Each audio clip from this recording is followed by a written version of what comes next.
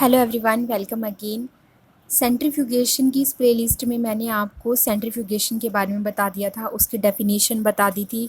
Centrifugation के 3 type होते हैं उसके बारे में बता दिया था, जिसमें हमारा था डेंसिटी ग्रेडियंट मेथड था, डिफरेंशियल मेथड था और हमारे पास एक आइसोपिकनिक मेथड था। तो इस तरीके से मैंने सेंट्रीफ्यूगेशन वाला टॉपिक जो है वो कंप्लीट कर दिया था। लेकिन इसमें एक मेथड, एक चीज़ और रह रही थी, वो थी सेंट्रीफ्यूज़।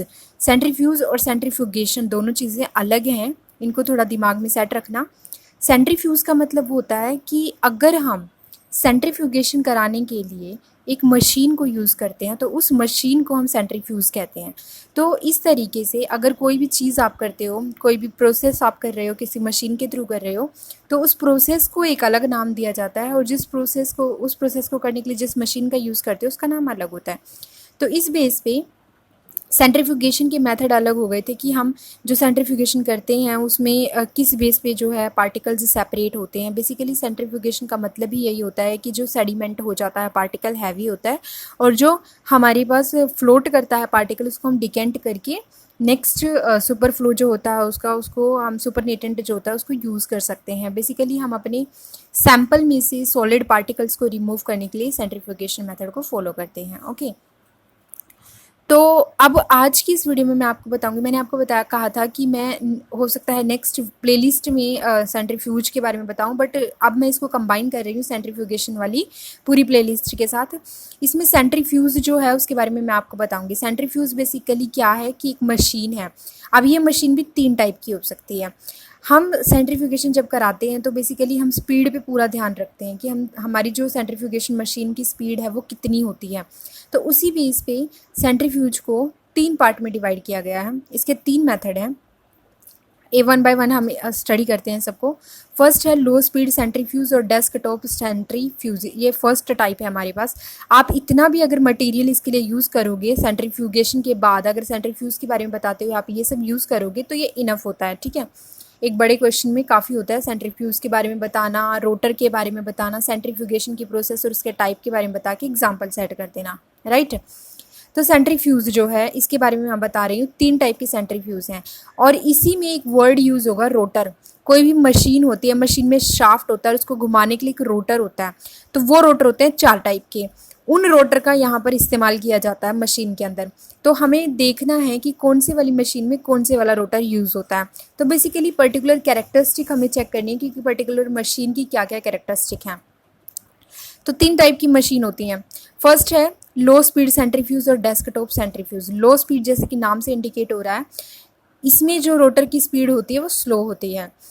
फर्स्ट पॉइंट है it is also called as clinical centrifuge, क्योंकि बेसिकली जो हॉस्पिटल्स, मेडिकल स्टोर्स होते हैं वहाँ पे इनको यूज़ कर लिया जाता है। क्यों? क्योंकि ये बहुत लो स्पीड वाला होता है, तो यहाँ पे इसको हम यूज़ करते हैं।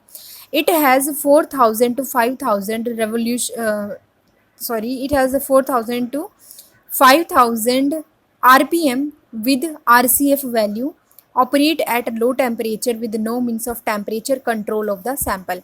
मतलब इसकी जो स्पीड है वो आप याद रखना। बेसिकली इसमें 3-4 पॉइंट होते हैं जो याद रखने के लिए होते हैं, लाइक स्पीड हो गया, इसका नाम हो गया, कौन सा रोटर हम इसमें यूज़ कर रहे हैं, कौन कौन से इसमें सैंपल को सेपरेट कर सकते हैं और टेम्परेचर कंट्रोल है या नहीं है।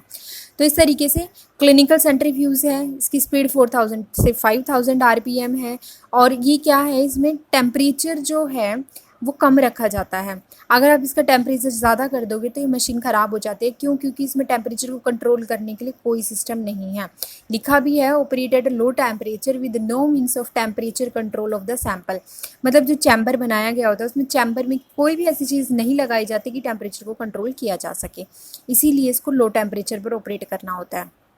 थर्ड है centrifuge tube containing 12 to 50 ml of samples are commonly use. मतलब आप जो एपेंड्रोफ ट्यूब लेते हो सेंट्रीफ्यूज में रखने के लिए, उसमें आप कितना सैंपल ले सकते हो? मिनिमम 12 to 50 ml इसमें सैंपल हम यूज़ कर सकते हैं।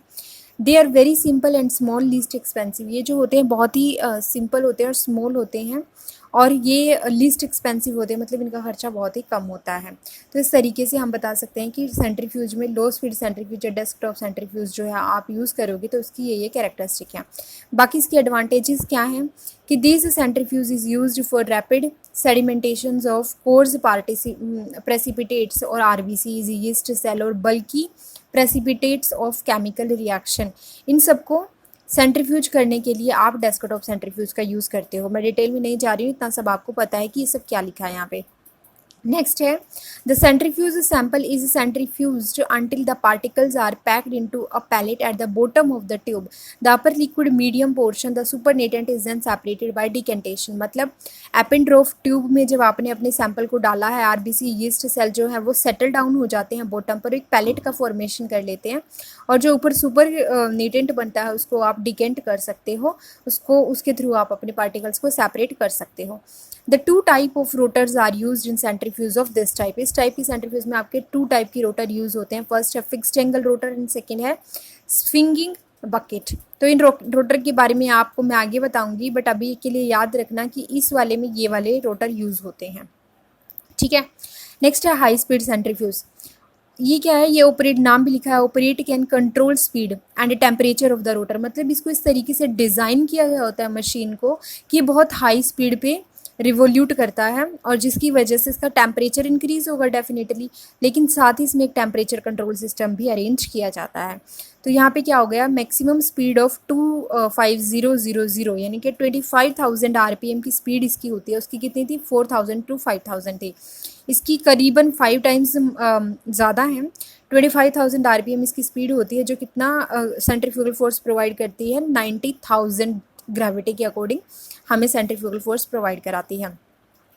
क्योंकि यहाँ पे स्पीड बहुत तेज़ है, इसीलिए टेम्परेचर जो है वो बहुत ज़्यादा भी हो सकता है, इसीलिए इसको इक्विप्ड किया जाता है विद रेफ्रिजरेशन जो इसको कूल डाउन रखता है to remove heat generated.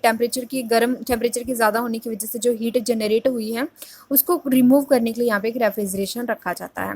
Next है rotors temperature maintained eight 0 to 4 degree Celsius bye means of a thermocouple. मतलब यहाँ पे जो रोटर्स लगाए जाएंगे, ये वाले ऐसे जो रोटर्स लगाए जाएंगे, उनका टेम्परेचर भी बढ़ेगा। उन टेम्परेचर को कंट्रोल करने के लिए आप यहाँ पे एक डिवाइस लगाते हो, दैट इज थर्मोकपल, जो कि टेम्परेचर, रोटर के टेम्परेचर को 0 से 4 डिग्री सेल्सियस पर मेंटेन रखता है। ये इसकी कैरेक्टरिस्टिक थी। इसके एडवांटेजेस क्या हैं, high speed centrifuge are used to sediment. किस किस को सेडिमेंट करने के लिए यूज़ किया जाता है, यहाँ पे किसके लिए था, आरबीसी के लिए था, यीस्ट सेल के लिए था, बल्कि प्रेसिपिटेट ऑफ केमिकल रिएक्शंस के लिए था। यहाँ पे किस किस के लिए है, सेल डेब्रीज के लिए है, जो कि सेल होमोजिनाइजेशन के बाद हम यूज़ करते हैं। सेल डेब्रीज जो सेल को होमोजिनाइज करने के बाद, सेल को एक इक्वल लेयर में बना देने के बाद सेल डेब्रीज बच जाती हैं, जो एक इक्वल मिक्सचर बना देने के बाद। अमोनियम सल्फेट के प्रेसिपिटेट को, जो प्रोटीन के होते हैं, उनको आप यहाँ पे सेपरेट कर सकते हो।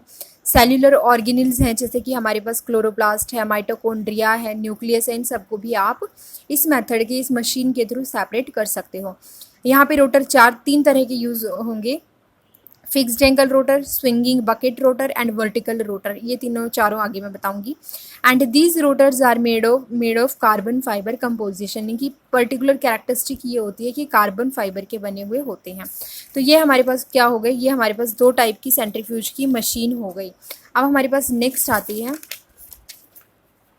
नेक्स्ट मशीन है हमारी अल्ट्रा सेंट्रीफ्यूज, और जो कि सबसे एडवांस्ड टाइप की मशीन है। तो ये वाली मशीन हम यहाँ पे यूज़ करते हैं। सबसे पहले यहाँ पे लिखा गया है कि ये कितनी स्पीड पे ऑपरेट होता है, 75,000 आरपीएम। आप देख रहे हो, फर्स्ट वाली लो स्पीड 4 to 5 थी, सेकंड जो थी हमारे पास वो कितने पे थी, 25,000 पे। अल्ट्रा सेंट्रीफ्यूज कितने पे, 75,000 आरपीएम पे। बहुत ज़्यादा स्पीड है इसकी। एंड इसका जो सेंट्रीफ्यूगल फोर्स है वो कितना है, 5 लाख ग्रेविटी के अकॉर्डिंग हमें सेंट्रीफ्यूगल फोर्स प्रोवाइड करवाता है। इसमें अभी पहले लिख दिया है मैंने कि इसमें सिर्फ एक टाइप का रोटर यूज़ होता है, that is swinging rotor. Spinning rotor इसमें यूज़ किया जाता है। तो स्पिनिंग रोटर इसमें स्पेशल है। उनमें कौन कौन से हो रहे थे, फिक्स्ड एंगल हो रहा था, स्विंगिंग हो रहा था, वर्टिकल हो रहा था, स्पिनिंग यहाँ पे यूज़ होता है। इसमें लिखा है rotor chamber is sealed and evacuated by pump to attain vacuum. इसमें जो रोटर का चैम्बर है, जहाँ पे पूरी प्रोसेस होनी है, उसको वैक्यूम उसमें कर दिया जाता है थ्रू पंप। तो वो वैक्यूम वहाँ पे क्रिएट किया जाता है। यहाँ पे भी आपको पता है, जब स्पीड इंक्रीज होगी टेम्परेचर बढ़ेगा तो कूल डाउन करने के लिए आपको रेफ्रिजरेशन का सिस्टम यहाँ पे लगाना पड़ेगा, जो टेम्परेचर को 0 से 4 डिग्री सेल्सियस पर मेंटेन रखता है। Rotor chamber is always enclosed in a heavy armour plate, ताकि जितनी भी हीट है वो उस आर्मर प्लेट के थ्रू एब्जॉर्ब हो जाए और यहाँ पे रेफ्रिजरेशन टेम्परेचर को मेंटेन करके रखिए। रोटर क्योंकि सिंगल है, यहाँ पे सिंगल इस तरीके के रोटर होते हैं, तो यहाँ पे टेम्परेचर को मेंटेन करना इंपॉर्टेंट है बिकॉज ऑफ हाई स्पीड।